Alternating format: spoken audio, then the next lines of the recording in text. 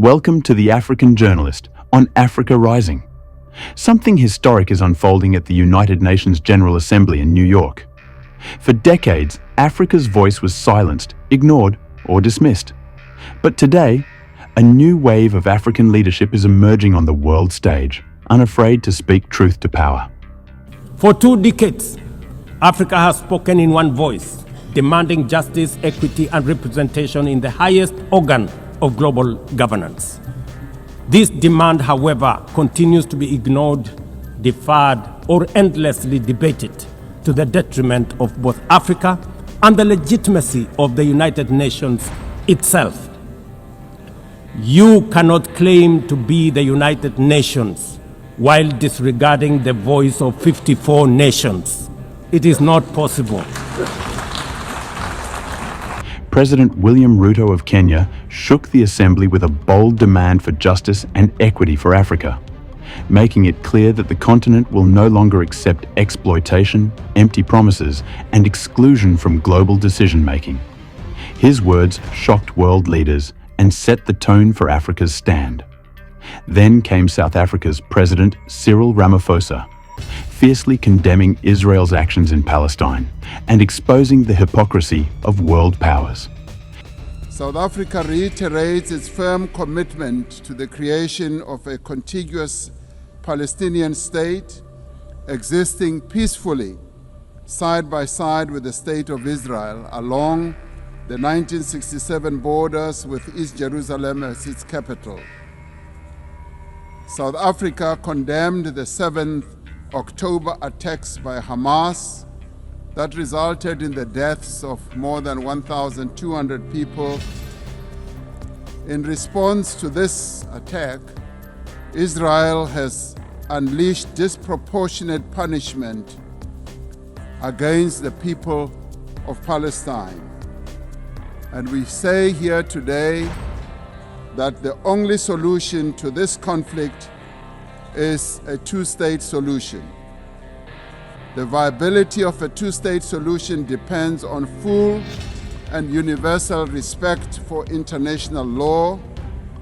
All states, including the State of Israel, must comply with the collective obligations under international law. As the UN marks the 80th anniversary, we call on all member states to recognize Palestine and to act in solidarity with its people.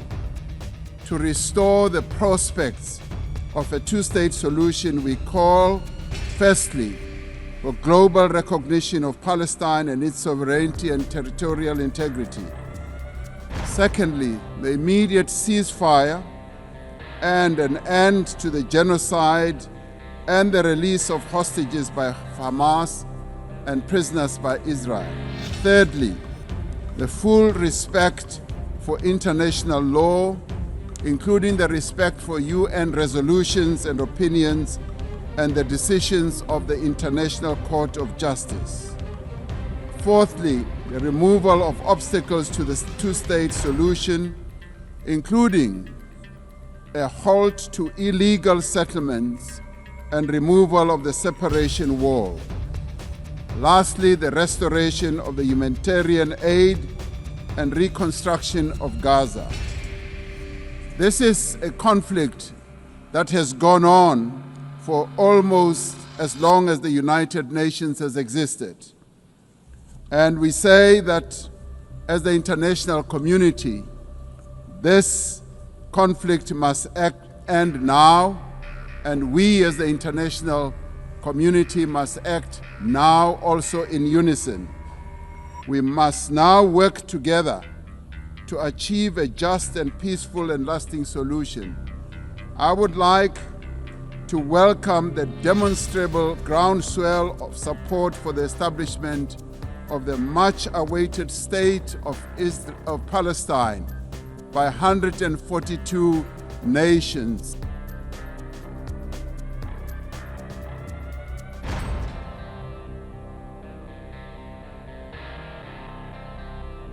The speaker's microphone has been cut off.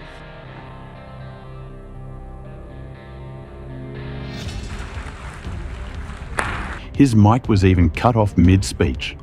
But by then, the message was already heard loud and clear.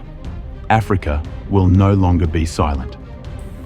Ladies and gentlemen, on human rights, our principle is clear and unwavering.